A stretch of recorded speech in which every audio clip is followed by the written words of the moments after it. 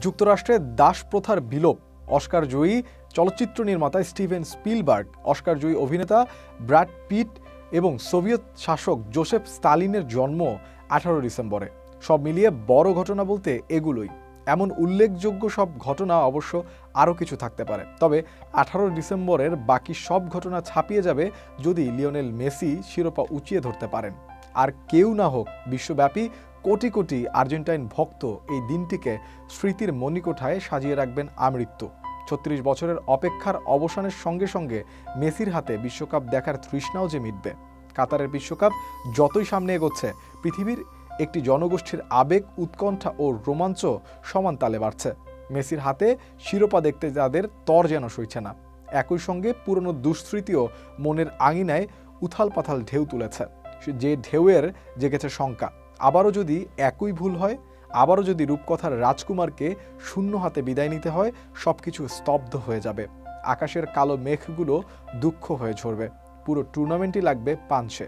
সেই ম্যারাডোনার পর আর্জেন্টিনার জন্য সোনালি ট্রফিটা জেতানোর সুযোগ মেসির।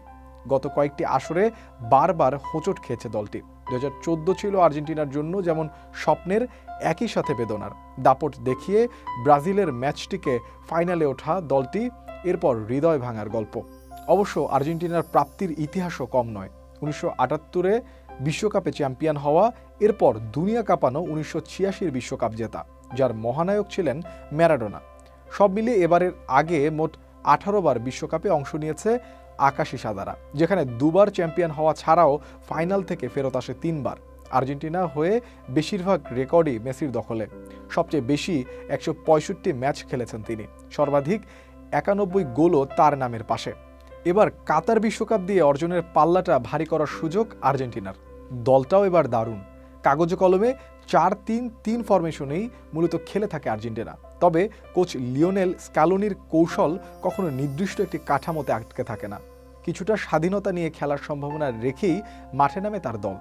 আর্জেন্টিনা দলে আনহেল দি মারিয়া ছাড়া সত্যিকারের উইঙ্গারের অভাব আছে। এর বিপরীতে দলটিতে আছে বৈচিত্র্যময় ও গতিময় মিডফিল্ড। ফলে আর্জেন্টিনাও 2010 সালে বিশ্ব চ্যাম্পিয়ন স্পেনের মতো নিজেদের এই মিডফিল্ডের গভীরতার সুবিধা পুরোপুরিভাবে নেয়ার চেষ্টা করবে। এছাড়া ডিফেন্ডাররাও নৈপুণ্য দেখাতে পেরেছেন। বিশেষ করে ম্যান ম্যাকিংয়ের সময় আঠার মতো লেগে থেকে আগ্রাসী প্রেসে রীতিমতো প্রতিপক্ষের নাভিশ্বাস তুলে ছাড়েন আর্জেন্টাইন ডিফেন্ডাররা। আর বল কেড়ে নেওয়ার পর যে প্রতি আক্রমণগুলো তৈরি হয়, তা প্রতিপক্ষকে অনেক সময় হরর সিনেমার স্বাদ দিয়ে যায়। যে কারণে বাছাই পর্বে আর্জেন্টিনা 17 ম্যাচে মাত্র 8 গোল হজম করেছে। আর্জেন্টিনা দলটি মূলত এখন অর্কেস্ট্রা দলের মতো, যাদের শুরুটা হয় রক্ষণ ভাগ দিয়ে, আরও স্পষ্ট করে বললে গোলরক্ষক থেকে। তবে কোনো দুর্বলতা নেই। বলা হয় যখন মনে করা হয় কোনো দুর্বলতা নেই, তখনই আসল দুর্বলতাটা ওত পেতে থাকে। আর্জেন্টিনা দলের ভয়ও এখন লো সেলসোর না থাকা কিংবা ডি মারিয়া দিবালার চোট বড় মঞ্চে অস্থিরতার ভেতর ঠেলে দিতে পারে দলটিকে।